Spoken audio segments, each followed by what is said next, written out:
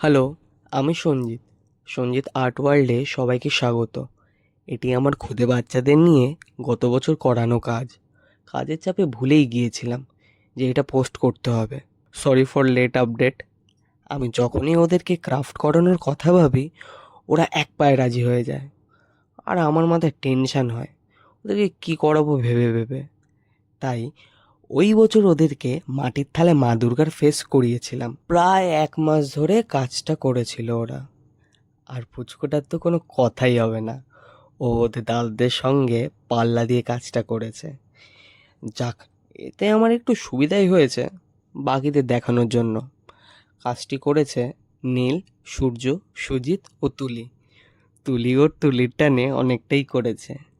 মা দুর্গার মুকুট আর গয়নার জন্য কুমোরটুলি থেকে জিনিসগুলো এনেছিলাম, কিন্তু মুকুটগুলো এত ছোট হয়ে যাবে ভাবতেই পারিনি। যাই হোক, এটা ওদের প্রথম মাটির থালায় করা কাজ, তাতেই এত ভালো কাজ নামাবে আমি ভাবতেই পারিনি। কাজটা করে তো ওরা খুব খুশি। এবার আপনারা বলুন কেমন হয়েছে। ভালো না লাগলেও কিন্তু ভালো বলবেন, নাহলে ওদের মন খারাপ হয়ে যাবে, বুঝলেন?